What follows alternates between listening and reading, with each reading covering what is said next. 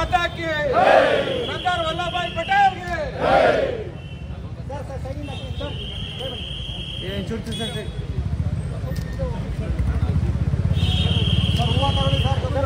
ಸರ್ದಾರ್ ವಲ್ಲಭಾಯಿ ಪಟೇಲ್ ಅವರ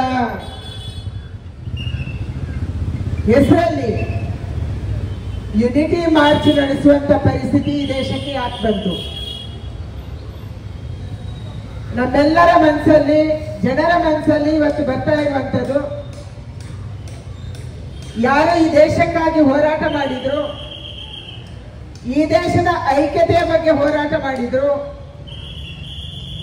ಯಾರು ಈ ದೇಶಕ್ಕಾಗಿ ಮುಂದಾಲೋಚನೆಯನ್ನು ಮಾಡಿದ್ರು, ಅವರನ್ನ ಮರೆಸುವಂತ ವ್ಯವಸ್ಥಿತ ಷಡ್ಯಂತ್ರ ದೇಶದಲ್ಲಿ ನಡೆಯಿತು. ಈ ಷಡ್ಯಂತ್ರದ ಭಾಗವಾಗಿ ಅಂಬೇಡ್ಕರ್ ಅವರಿಗೆ ಅಪಮಾನ ಮಾಡಲಾಯಿತು, ಚುನಾವಣೆಯಲ್ಲಿ ಅವರನ್ನ ಸೋಲಿಸಲಾಯಿತು. ಹಾಗೆಯೇ ಸರ್ದಾರ್ ವಲ್ಲಭಾಯಿ ಪಟೇಲ್ ಅವರು, ಯಾರನ್ನ ನಾವು ಹುಟ್ಟಿನ ಮನುಷ್ಯ ಅಂತ ಕರಿತೀವಿ, ಯಾರು ಈ ದೇಶ ಹೇಗೆ ಮುನ್ನಡೆಯಬೇಕನ್ನುವಂತ ಯೋಚನೆಯನ್ನು ಹೊಂದಿ ಈ ದೇಶಕ್ಕೆ ಒಂದು ಮಾರ್ಗದರ್ಶನವನ್ನು ಕೊಡ್ತಾ ಇದ್ರು, ಅವರ ಎಲ್ಲ ಸಲಹೆಗಳನ್ನು ಧಿಕ್ಕರಿಸಿ ಈ ದೇಶವನ್ನ ಇಬ್ಬಾಗ ಮಾಡಲಾಯಿತು. ಸ್ವಾತಂತ್ರ್ಯದ ಸಂದರ್ಭದಲ್ಲಿ ಈ ದೇಶ ಅರಿದು ಹಂಚಿ ಹೋಗಿತ್ತು. ಉತ್ತರದಲ್ಲಿ ಮಹಾರಾಜರುಗಳು, ಕಾಶ್ಮೀರದ ಮಹಾರಾಜ ಕಾಶ್ಮೀರದಿಂದ ಹಿಡಿದು ಹೈದರಾಬಾದಿನ ನಿಜಾಮರ ತನಕ ಈ ದೇಶ ಬೇರೆ ಬೇರೆ ಭಾಗಗಳಲ್ಲಿ ರಾಜ ಮಹಾರಾಜರು, ಬೇರೆ ಬೇರೆ ಪ್ರಾಂತಗಳು, ಭಾಷೆಗಳು ಇದರಲ್ಲಿ ಹಂಚಿ ಹೋಗಿತ್ತು. ಸರ್ದಾರ್ ವಲ್ಲಭಾಯಿ ಪಟೇಲ್ ಅವರು ಈ ಚಾಲೆಂಜ್ ಅನ್ನು ಸ್ವೀಕಾರ ಮಾಡಿದ್ರು. ಈ ದೇಶವನ್ನು ಒಟ್ಟು ಮಾಡಬೇಕು. ದೇಶ 3 ಭಾಗ ಆಯಿತು. ಪೂರ್ವ ಪಾಕಿಸ್ತಾನ, ಪಶ್ಚಿಮ ಪಾಕಿಸ್ತಾನ ಆಯಿತು. ಆದ್ರೆ ಉಳಿದಿರುವಂತ ಭಾರತವನ್ನ ಒಟ್ಟು ಮಾಡಿ ಈ ದೇಶದಲ್ಲಿ ಒಂದು ಪ್ರಜಾತಂತ್ರ ವ್ಯವಸ್ಥೆಯನ್ನು ಗಟ್ಟಿ ಮಾಡಬೇಕನ್ನುವಂತ ಯೋಚನೆಯನ್ನು ಅವತ್ತು ಮಾಡಿದ್ರು. ಈ ಚಾಲೆಂಜ್ ಅನ್ನ ಸ್ವೀಕಾರ ಮಾಡಲಿಕ್ಕೆ ಯಾರೂ ರೆಡಿ ಇರಲಿಲ್ಲ. ಎಲ್ಲ ಅಧಿಕಾರದ ಹಿಂದೆ ಬಿದ್ದಿದ್ರು. ನಾನು ಯಾವ ಮಂತ್ರಿ ಆಗ್ಬೇಕು ಅನ್ನೋ ಯೋಚನೆಯಲ್ಲಿದ್ರು. ಆದ್ರೆ ಸರ್ದಾರ್ ವಲ್ಲಭಾಯಿ ಪಟೇಲ್ ಅವರು ಅವತ್ತು ಹೇಳ್ತಾರೆ, ಈ ದೇಶವನ್ನ ಒಟ್ಟು ಮಾಡಿಲ್ಲ, ಈ ದೇಶದ ಎಲ್ಲ ಮಹಾರಾಜಗಳನ್ನ ಒಪ್ಪಿಸಿ ಪ್ರಜಾತಂತ್ರ ವ್ಯವಸ್ಥೆಯಲ್ಲಿ ತಂದಿಲ್ಲ ಅಂದ್ರೆ ಈ ದೇಶ ಮತ್ತೆ ಉಳಿಯಲ್ಲ, ಮತ್ತೆ ಭಾಗ ಆಗುತ್ತೆ, ಚೂರಾಗುತ್ತೆ. ಅದಕ್ಕಾಗಿ ಈ ದೇಶವನ್ನ ಒಟ್ಟು ಮಾಡಬೇಕು. ಕಾಶ್ಮೀರದ ಮಹಾರಾಜರಿಂದ ಹಿಡಿದು ಹೈದರಾಬಾದಿನ ನಿಜಾಮರ ತನಕ ಯಾರು ವಿರೋಧ ಮಾಡಿದ್ರು, ಆ ವಿರೋಧವನ್ನ ಧಿಕ್ಕರಿಸಿ ಅದನ್ನು ಚಾಲೆಂಜ್ ಆಗಿ ಸ್ವೀಕಾರ ಮಾಡಿ ದೇಶವನ್ನ ಒಟ್ಟು ಮಾಡಿದಂತ ಮಹಾನ್ ನಾಯಕ ಅಂದ್ರೆ ಅದು ನಮ್ಮ ಸರ್ದಾರ್ ವಲ್ಲಭಾಯಿ ಪಟೇಲ್ರು. ದೇಶ ಮರೀತ ಅವರ ಹೆಸರನ್ನ ಇವತ್ತು ನಮ್ಮ ಪಠ್ಯ ಪುಸ್ತಕದಲ್ಲಿ ಅವರು ಮಾಡಿದಂತ ಕಾರ್ಯಗಳನ್ನ, ಅವರು ಏನು ಸವಾಲು ಸ್ವೀಕಾರ ಮಾಡಿದ್ರು ಅದನ್ನು ನಾವು ಮಾತಾಡ್ತಾ ಇಲ್ಲ. ಅಂಬೇಡ್ಕರ್ ಅವರ ಬಗ್ಗೆ ಹೋರಾಟ ಮಾಡ್ತೀವಿ. ಬೇರೆ ಬೇರೆ ಜಾತಿಯನ್ನ ಎತ್ತಿ ಕಟ್ಟಕ್ಕೆ ಸರ್ಕಾರಗಳ, ಕಾಂಗ್ರೆಸ್ಗಳು ಯೂಸ್ ಮಾಡ್ತಾ ಇದ್ದಾವೆ. ಆದ್ರೆ ಈ ದೇಶದ ಪ್ರಧಾನಿ ಅವರು ಅಂಬೇಡ್ಕರ್ ಅವರ ಬಗ್ಗೆ ಪಾರ್ಲಿಮೆಂಟ್ ಅಲ್ಲಿ 3 ದಿನಗಳ ಕಾಲ ಎಕ್ಸ್ಕ್ಲೂಸಿವ್ ಕೇವಲ ಅಂಬೇಡ್ಕರ್ ಅವರ ಬಗ್ಗೆ ಚರ್ಚೆ ಮಾಡಿ ಅವರ ಮಹತ್ವವನ್ನು ದೇಶಕ್ಕೆ ಸಾರಿದಂತ ಒಬ್ಬ ನಾಯಕ ಅಂದ್ರೆ ಅದು ನಮ್ಮ ನರೇಂದ್ರ ಮೋದಿ ಅವರು. ಅವರು ಹುಟ್ಟಿರುವಂತ ಜಾಗ, ಅವರು ಅಭ್ಯಾಸ ಮಾಡಿರುವಂತ ಜಾಗ, ಅವರು ಲಂಡನ್ ಅಲ್ಲಿ ಇದ್ದಂತ ಜಾಗ, ಅವರ ಸಮಾಧಿ ಸ್ಥಳ, ಈ 5 ಜಾಗಗಳನ್ನ ಪಂಚತೀರ್ಥಗಳನ್ನಾಗಿ ಮಾಡಿದಂತ ನಾಯಕ ಇದ್ರೆ ಅದು ನಮ್ಮ ನರೇಂದ್ರ ಮೋದಿ ಅವರು. ಅದೇ ರೀತಿ ಸರ್ದಾರ್ ವಲ್ಲಭಾಯಿ ಪಟೇಲ್ ಅವರು ಯಾರು ಈ ದೇಶಕ್ಕೆ ಒಂದು ಒಟ್ಟು ಮಾಡುವಂತ, ಏಕತೆಯನ್ನು ಸಾರುವಂತ ಕೆಲಸವನ್ನ ಮಾಡಿದ್ರು. ಅವರ ಹೆಸರಲ್ಲಿ, ಅವರು ಗುಜರಾತ್ ಅಲ್ಲಿ ಹುಟ್ಟಿದಂತವರು.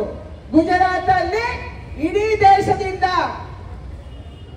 ಮೆಟಲ್ ಅನ್ನು ತರಿಸಿಕೊಂಡು ದೇಶದ ಎಲ್ಲ ಜನ, ಗುಜರಾತ್ಗೆ ಶಕ್ತಿ ಇತ್ತು, ಯಾವುದೋ ಒಬ್ಬ ವ್ಯಕ್ತಿ ಆ ಯುನಿಟಿ ಸ್ಟ್ಯಾಚ್ಯೂ ಅನ್ನು ಮಾಡಬಹುದಾಗಿತ್ತು.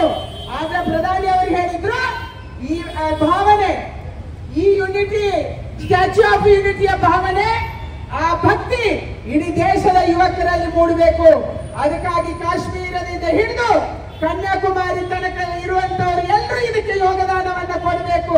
ಹೇಗೆ ರಾಮ ಮಂದಿರಕ್ಕೆ ನಮ್ಮೆಲ್ಲರ ಒಂದೊಂದು ಪೈಸೆ ಉಪಯೋಗ ಆಗಿದೆಯೋ ಅದೇ ರೀತಿ ಸ್ಟ್ಯಾಚ್ಯೂ ಆಫ್ ಯೂನಿಟಿಗೆ ಕೂಡ ಇಡೀ ದೇಶದ ಜನ ಕೊಡುಗೆಯನ್ನು ಕೊಡಬೇಕು ಅಂತ ಹೇಳಿ ಇವತ್ತು ಆ ಸ್ಟ್ಯಾಚ್ಯೂ ಆಫ್ ಯೂನಿಟಿ ಇಡೀ ದೇಶದಲ್ಲಿ ಅತ್ಯಂತ ದೊಡ್ಡ ಎತ್ತರವಾದಂತ ಗಂಭೀರವಾಗಿ ನಿಂತಿರುವಂತ ಸ್ಟ್ಯಾಚ್ಯೂ ಯಾವುದಂದ್ರೆ ಅದು ನಮ್ಮ ಸರ್ದಾರ್ ವಲ್ಲಭಾಯಿ ಪಟೇಲ್ ಅವರದು ಗುಜರಾತ್ ಅಲ್ಲಿ ಎದ್ದು ನಿಂತು. ಅಷ್ಟೇ ಸಾಲದು, ನಮ್ಮ ಯುವ ಪೀಳಿಗೆ ಅವರ ಕೊಡುಗೆಯನ್ನ ಮರಿತಾ ಇದೆ. ಅವರು ಏನು ದೇಶಕ್ಕಾಗಿ ಮಾಡಿದ್ರು ಅದನ್ನು ಮರಿತಾ ಇದೆ. ನಮ್ಮ ದೇಶದ ಯುವಕರನ್ನ ತಪ್ಪು ದಾರಿಗೆ ಎಳೆಯುವಂತ ವ್ಯವಸ್ಥಿತ ಷಡ್ಯಂತ್ರ ನಡೀತಾ ಇದೆ. ಶಾಲಾ ಕಾಲೇಜುಗಳ ಹತ್ರ ನಶವನ್ನ ಮಾರಾಟ ಮಾಡಿ, ಡ್ರಗ್ಸ್ ಅನ್ನ ಮಾರಾಟ ಮಾಡಿ ನಮ್ಮ ಮಕ್ಕಳ ಮನಸ್ಸನ್ನು ಕೆಡಿಸಲಾಗುತ್ತೆ. ಇದು ವ್ಯವಸ್ಥಿತ ಷಡ್ಯಂತ್ರ. ಒಂದು ಜನರ, ಒಂದು ಗುಂಪಿನ ವ್ಯವಸ್ಥಿತ ಷಡ್ಯಂತ್ರ ನಡೀತಾ ಇದೆ. ಅದಕ್ಕಾಗಿ ಇವತ್ತು ಸರ್ದಾರ್ ವಲ್ಲಭಾಯಿ ಪಟೇಲ್ ಅವರ ಹೆಸರಲ್ಲಿ ಕೇವಲ ಯುನಿಟಿ ಮಾರ್ಚ್ ಅಲ್ಲ, ಭಾರತವನ್ನ ನಶಮುಕ್ತ ದೇಶವನ್ನಾಗಿ ಮಾಡಬೇಕು. ನಮ್ಮ ಮಕ್ಕಳು ಜಾಗೃತರಾಗಬೇಕು. ನಮ್ಮ ಮಕ್ಕಳ ಮನಸ್ಸಲ್ಲಿ ದೇಶಭಕ್ತಿ ಬರಬೇಕು. ಅದಕ್ಕಾಗಿ ಇವತ್ತು ಯುನಿಟಿ ಮಾರ್ಚ್ ಅನ್ನ ಮಾಡ್ತಾ ಇದ್ದೀವಿ. ಇದನ್ನು ಯಾವುದೇ ಕಾಂಗ್ರೆಸ್ ಮಾಡ್ತಾ ಇಲ್ಲ. ಕಾಂಗ್ರೆಸ್ ಅವರ ಹೆಸರಲ್ಲಿ ಓಟ್ ತಗೊಂತಿದೆ. ಮಹಾತ್ಮ ಗಾಂಧೀಜಿ ಅವರಿಗೆ ಹಾಕಬೇಕು, ಓಟಿಗಾಗಿ ಬೇಕು.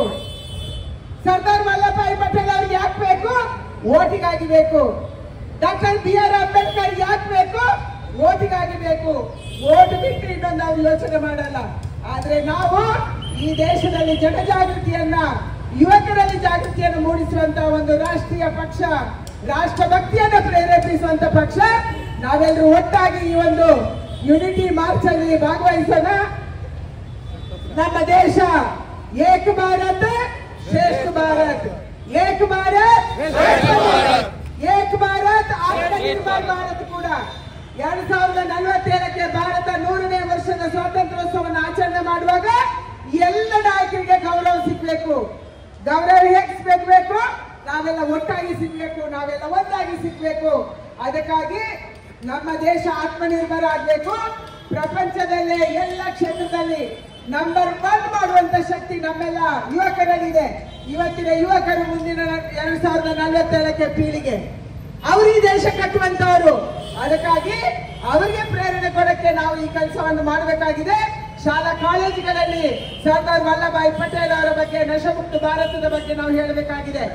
ಏಕ ಭಾರತ್ ಏಕ ಭಾರತ್ ಆತ್ಮನಿರ್ಭರ್ ಭಾರತ್. ಇನ್ನೊಂದ್ಸರಿ ಏಕ ಭಾರತ್ ಏಕ ಭಾರತ್.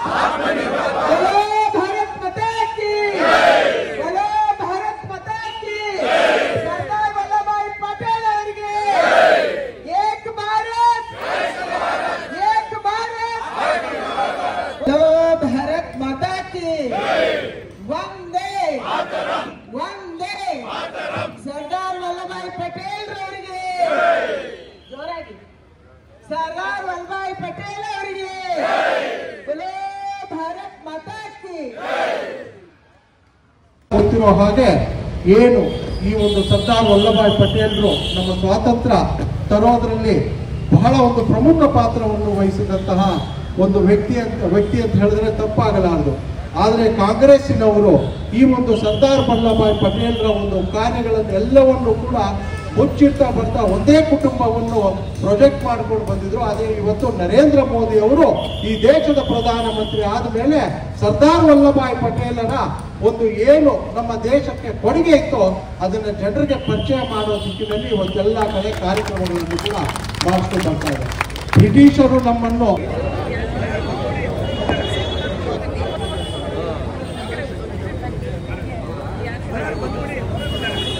ಆಗಿರ್ತಕ್ಕಂಥ ಸನ್ಮಾನ್ಯ PC ಮೋಹನ್ ರವರು ಈಗಾಗಲೇ ಆಗಮಿಸಿದ್ದಾರೆ. ಅವರು ಉದ್ಘಾಟನೆ ಮೂಲಕ ಅನೇಕ ಶಾಸಕರು, ಮಾಜಿ ಮಂತ್ರಿಗಳು ಮತ್ತು ನಮ್ಮೆಲ್ಲ ಪದಾಧಿಕಾರಿಗಳು ಸೇರಿ ಏಕತಾ ನಡಿಗೆ ಕಾರ್ಯಕ್ರಮದಲ್ಲಿ ತೊಡಗುತ್ತಾರೆ. The Iron Man of India, the man who was the main person who united the whole country, where there was 562 provinces which was completely united by one person, Sardar Vallabhbhai Patel, the Iron Man of India. We are celebrating his birth anniversary today. Bharat Mata ki jai! Bharat Mata ki jai!